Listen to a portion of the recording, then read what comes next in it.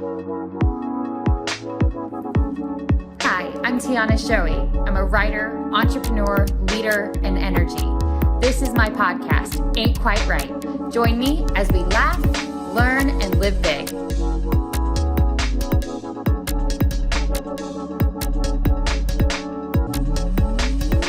Hello, I'm Tiana Shoei, and this is my podcast, Ain't Quite Right. With me today is co-hosting Jack. Thank you, Jack, for joining me. Of course. Got it. This is going to be, you've now joined me. This is the second official podcast you've joined me on. Yeah.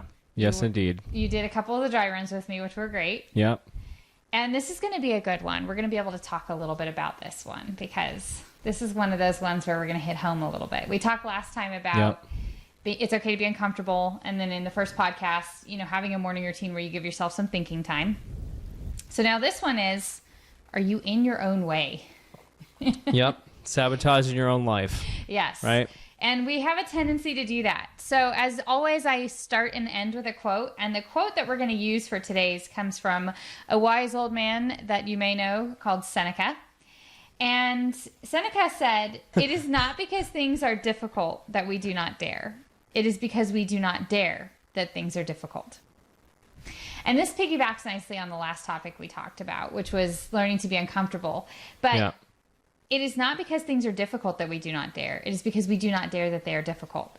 And so, one of the things that you'll hear me talk about a lot, and I blog about this a lot as well, is a growth mindset. Yep. which gets rid of this mindset or this idea that who you are as a person is fixed. And so if you make a mistake, it's showing some sort of your irreparable flaw in who you are, which is not true. Yeah. I define failure as this: not learning from a mistake. Yeah. Because every mistake is a growth opportunity. It's an ability. It's an opportunity to learn. And the more that you can do, the more options you have in life. And so it's kind of pushing yourself through that. So how are you in your own way so that you are not daring to do things and in other words, making your life unnecessarily difficult? Yeah, through those poor choices. Yes. To reference our last podcast, right? Yeah. Darren Hardy has a great quote in his book, The Compound Effect, and he talks about that. Your life just basically boils down to the decisions you make, the habits you have, and when you continue to have bad habits and bad decisions, you are in your own way. You are preventing yourself from growing into the person that you could become. And as I've said before, the best version of your life means the best version of you shows up for your life every day. Yep. So I wanted to talk about some things that we do to get in our own way. I've got a nice long list here. So it's good. And call us out. Right. Well, these go down. These boil down to decisions and habits. So one of the things that we do constantly to get in our own way is choosing instant gratification over delayed gratification. Yeah, that's true. I love eating out rather than cooking because I'm trying to eat right now. I'm hungry, all right? So I end up blowing my budget because I'm eating out all the time, right? Right? And that is one of those easy ones. That is like instant gratification. And typically when you go do that, you're probably not putting quality food in your body. Yeah, typically not. Yeah. I mean, there's fries involved, gonna be honest. It's my guilty pleasure. Hey, who doesn't love a good French fry every once in a while, right? Yeah. But the reason that that's so important, and this is something that I'll delve into in future podcasts in more detail, but this is really important to understand. The reason that we are addicted to instant gratification is because the marketing world has learned how to play into our dopamine addiction. And so I'm just going to hit this very high level, but your body has evolved to release dopamine as a sign. It's released in a myriad of different, for a myriad of different reasons. But you get on your social media, and you know that feeling when you get on your social media and you see you've got this many likes or you have this many hearts on Instagram. So I was literally just thinking. Yeah, it's a dopamine rush that you get. That's your brain going, oh, dopamine, dopamine, dopamine. That is why there are people who are literally addicted to their phones because they're addicted to that dopamine rush that you get when you see somebody like your social media. Another dopamine rush that we're addicted to, and again, this is that instant gratification, shopping. Oh, yeah, that's the truth. You know that sensation you get, like, yes, that instant boost you feel when the Amazon package arrives. It's like Christmas every day. Yeah, exactly. Or you go and you buy that thing you think is going to make you happy. And that's, by the way, going to be the one of the future podcasts I'm going to talk about is learning how to choose happiness and not believing it's a set of circumstances. Yeah. Because happiness is a decision. It's not a set of circumstances. But when you are living for that dopamine rush, you believe you believe it is a set of circumstances. Another dopamine rush is sugar. Ain't that the truth? Food companies, if you think you are in control of your diet, and you eat processed foods in any capacity, you do not realize how little control you have over your diet. They put sugar into food so you get addicted to that dopamine rush. And here's the thing that's really important to understand about dopamine. If you live for your next dopamine rush, which is that instant gratification versus delayed gratification, the dopamine pathways in your brain become more and more resistant to dopamine.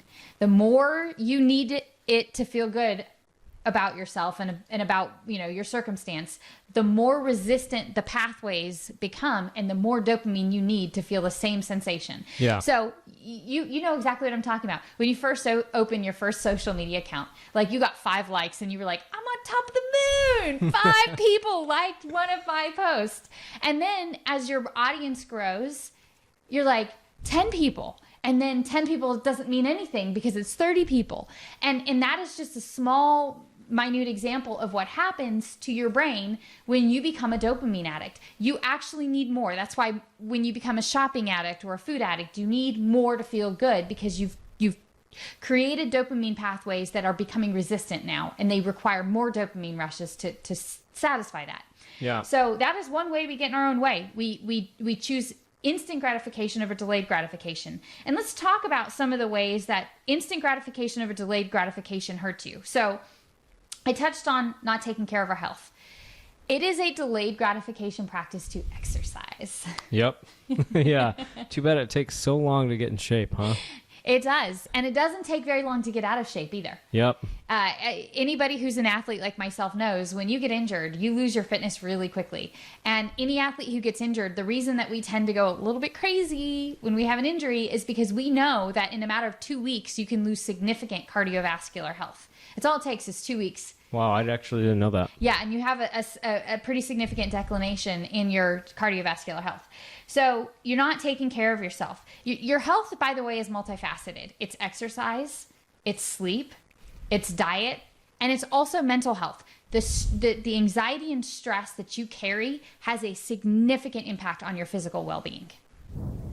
And we're not all that great about managing stress sometimes, are we? Yeah. Well, you think exercise is maybe the foundation of your mental, emotional, spiritual health and being able to make solid choices?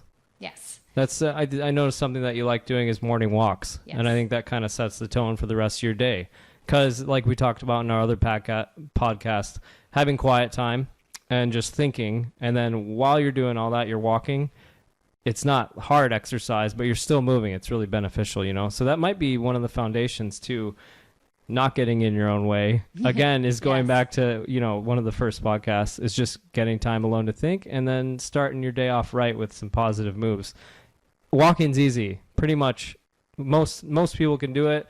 And if you're disabled, you can do it. You can wheel around or, get exercise in another way, maybe in a pool or something, but absolutely. And here's just a fundamental truth that a lot of people don't like to hear. Again, and I've said this before, the best version of your life means the best version of you shows up for your life. Yeah. The best version of you is a healthy version of you. Yep. Period. You cannot be the best version of yourself if you are not taking care of your physical health. So another way that we choose instant gratification over delayed gratification are not managing our finances, which adds to our stress, and it kind of does the cyclical thing. Now, I'm not a financial expert. I'm doing a lot of research and a lot of reading on financial stuff because I love it. I have been a disciple of Dave Ramsey for years, and I will say over and over again, the biggest mistakes I have ever made in my life have been thinking I'm smarter than Dave Ramsey. Oh, you know what, Dave, for those people, that's the way it should be. No, I am one of those people. He's right. Dave says something that is so profound. He has two sayings that I absolutely, well, he has three sayings that I absolutely love. Yeah. And I'm going to say all three of them right now. Money is not or finances are not a math problem. They are a behavior problem. Yeah. So it's not that you don't have enough money. It's that your behavior does not accurately represent or reflect your income. The second thing he says is, only make the same mistake once because you have plenty of new mistakes to make. Why would you make the same mistake twice? Which is also really smart. And the third thing that he says, which goes right along with what we're talking about, which is instant gratification over delayed gratification, is he says, live now like nobody else. So later you can live like nobody else. And so he teaches you to live a very disciplined lifestyle for a short period of time where you go debt free, you learn to live on a budget, you modify your behavior to accurately represent your finances, and then you set yourself up for financial freedom. And we've talked about in prior podcasts that freedom is ultimately what we're all looking for. Yeah. Do you think you need to have, so when I hear that, I know Dave Ramsey has some solid advice. I know a lot of people who went through it and it does great things. I'm curious, can you have both? Can you live in freedom right now and enjoy your life and still have that discipline and still have the good life later in life as well? Can you just have the good times all the way through? Well, that's a great question. So the way that Dave structures it is he defines, he has a process you go through. And the first thing is making sure that you're debt free. And so that live like nobody else is a short period of time where you do what's called the debt snowball and you pay off all your debt as quickly as you can. Yeah. So then the only bills you should have left are your utilities, your house, because it doesn't necessarily mean getting your house paid off. And so it is, the answer to that is yes and no. No, in that while you're going through, if you have debt, while you're going through that process of getting a savings account set up and getting your debt paid off, you do temporarily sacrifice, because he recommends having 3 to 6 months worth of living expenses in the bank once you're debt free. Once you get those 3 to 6 months living expenses in the bank, then you can begin to open up and live a little bit differently. Now, in addition to Dave Ramsey, one of the blogs that I'm learning and beginning to read and follow that I highly recommend as well is Mr. Money Mustache. And Mr. Money Mustache teaches the concept of learning how to live way below your means, but finding those 1 or 2 things that mean a lot to you and letting that be where you spend your money. You don't have to have nice things in every category in life. And we've talked about value systems before. Sometimes we let erroneous value systems dictate how we spend our money. I personally don't care about what kind of car I drive. So I drive a 6-year-old paid for Honda, and I love that car because it's paid for. Yeah, that's the key. Yeah, you don't have to have a nice car and the nice house and all of these keeping up with the Joneses. So what Mr. Money Mustache teaches you to do is find those few things that matter to you, let that be where you spend your money, then save the rest of your money so then you're financially independent a few years later. So no, you can't live like the Joneses, have all the nice things and be financially independent unless you happen to be very, very, very, very, very wealthy. Yeah. And that's obviously, as we've been told a million times, the 1%. So yeah. So not taking care of your finances is one of the ways that you get in your own way. Yeah. Because if you have some discipline, and back to prior podcast, discipline equals freedom. If you have some discipline for a short period of time, you can have an outstanding life later. Mm-hmm. Like you can be financially independent in your 30s if you start making the right decisions in your 20s. Yeah. You can be financially independent in your 40s if you start making the right decisions in your 30s. It doesn't take that long to achieve financial independence. It just takes some discipline. Yeah. So another way that we get in our own way is by lying to ourselves. Yeah, but how do you even catch yourself in your own lie? That is a great question. Thinking time. And again, I've got a podcast coming up in a few episodes where I'm doing a 2-part series on vision. Yeah. And in order to understand what your best life looks like, you have to have a vision for your life. You have to be able to say, okay, what do I really want for my life? Like what would be considered successful for me, because it should be individual. And that's why I've broken it into a 2-part series.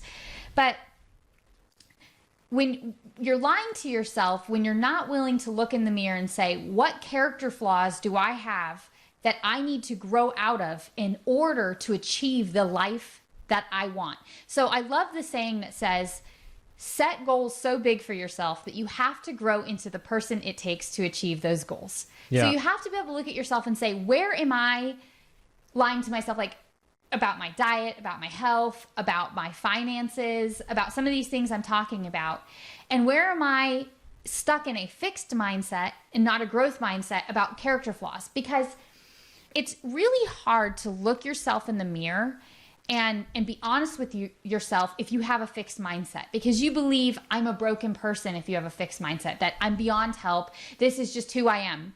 Do you think also in regards to lying to yourself, surrounding yourself with people who might call you out in a healthy way? Absolutely. And I'm glad you said that, because that is absolutely 100% right on.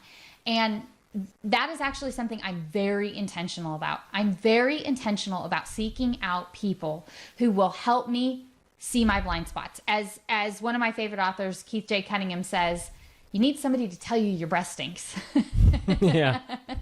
And so I mentioned before, I have a coach that I work with who has been a game changer for me. I also surround myself with people who are older, wiser, and younger, with different perspectives. And I solicit feedback, again, because I'm getting out of a fixed mindset, which says that if you have a flaw, you're broken. No, if you have a flaw, you just have something you have to learn. That's all. Yeah. The only difference between you and your perfect life, again, the life that I keep talking about, is who you have to grow into to achieve that life. It's attainable for anybody. Anybody can grow into the person they need, into the best version of themselves, so they can have the best version of their life. And again, I'll get into a lot more detail on this in the Vision podcast, but that is a huge part of it. It's not just the face-to-face time, because it's important to have that mirror time where you have that honest discussion with yourself, because there are things you hide from other people that in some cases you're successful at hiding. Most of us, by the way, other people are very well aware of our flaws. Yeah. One of the things that you're doing by lying to yourself, by the way, is lying to yourself in that you think other people don't see your flaws. Yeah. They do. I promise you. Yeah. But you have some secret stuff that you need to deal with, and deal with those secret things. But you're absolutely right. Surround yourself with people who will call you out in kindness, so that way you can grow through those things. It's a fixed mindset that is telling you that you're forever doomed in that, and that there's something wrong with you and you should never admit your flaws. Again, I've referenced this book many times, Carol Dweck, Mindset. Read the book if you want to learn how to overcome the fear of facing the challenges you have to overcome in your life, because again, it's all just a mindset. Yeah. So another way that we get in our own way, and this kind of dovetails into what you were just saying, are unhealthy friendships in our life, or relationships in general. I shouldn't even just say friendships. I should say relationships. Some of you are, come from abusive pasts. I have had abusive past. And so I had to learn that it was never acceptable for me to have an abusive person in my life, even if they were my boss. Yeah. Bosses can be abusive, and there's no paycheck worth being abused on a regular basis, period. Let me say that again. There is no paycheck worth being abused on a regular basis, period. Yeah. Get rid of toxic people in your life, even if they are family. Sometimes that's hard. Sometimes they're friends. Listen, I know that Billy Joel is so much fun. I know he is the life of the party. I know he brings that beer bong every time he comes around. But you are the sum of the 5 people you spend the most time with. Let those be people that lead you into greater things in your life. Surround yourself with people that are or are going to the places that you want to go and doing the things you want to do. Yep. You're lying to yourself if you think that you can have a quality life and not have quality people in your life. Mm-hmm. Exactly. Period. We absorb so much from those around us that it's so important to have quality people in your life. Another thing that we do to get into our own we get in our own way is letting our ego drive our decision making process. I wrote a blog, and it's called My Biggest Enemy. Mm-hmm. And I still go back and have to reread that blog sometimes because I'm like, dang, I was on fire when I wrote that blog. Because it's so true. Your ego wants you to think you're perfect. Your ego doesn't want to admit you have flaws. Your ego doesn't want to admit you can learn from somebody that you consider less smart than you. Which, by the way, if you are the smartest person in the room, you're in the wrong room. Yeah. You want to be in a room where you have something to learn from everybody in that room. Your ego is a mask for insecurity. And again, it lives in that fixed mindset where you think I have to be perfect in order to be accepted by other people, and which is just flawed. There's a whole flawed premise in all of that. But when your ego is doing your thinking, you are getting in your own way. Yeah. I mean, you can interchange pride with ego, right? Yeah. Same word there. Exactly. Yeah. Another way that we get in our own way is by settling for less in our life. And this is a little bit, touches on a little bit of everything that we just talked about. You know, making poor financial decisions, making poor health decisions, making poor friendship decisions. But also, there are all those things in our lives that we know we should be doing a little bit better at. Yeah. Maybe just showing up for our job a little bit better. Maybe it's being a little bit lazy about taking care of the clutter around your house. I can tell you this much. You will be able to think more clearly and breathe more and just have more freedom in your life if you declutter your house a little bit. Yeah. Yeah. You know, that's why Marie Kondo, one of my favorite books, again, and you're going to hear me say you have a lot of favorite books. I do have a lot of favorite books. I think every book is your favorite book. Yeah. If I talk about it, it's because I do love it. A book that I love, maybe that's a better way of saying it, is Marie Kondo's book, The Life-Changing Magic of Tidying Up. Such a great book. And she's so right. When you declutter your life and you have less things, you're less of a slave to your stuff. Yeah. And you got better things to do than deal with the crap in your house. I promise you. Yeah. No, wait. So I'd say the opposite of settling for less is being a perfectionist. Yes. Because I'm sure there's people listening to this. Maybe you're listening to this because you want to become more perfect. I think both. You could settle for less and be maybe a little more lazy in some things, or you're on the opposite end of you're a perfectionist, but therefore you don't do anything because you can't do it perfect. Yes. So you have to find that balance, right?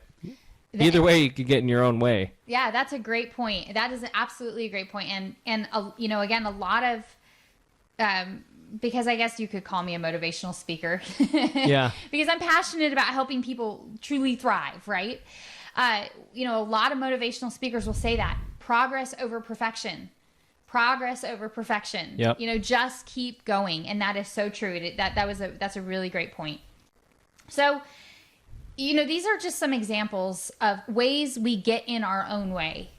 You know, another one is letting your career define who you are as a person. Yeah. You know, you define who you are as a person. Other people don't define you. Your job title doesn't define you. Your finances don't define you. You get up every day and you decide who you're going to be that day, and that's what defines you. Yep.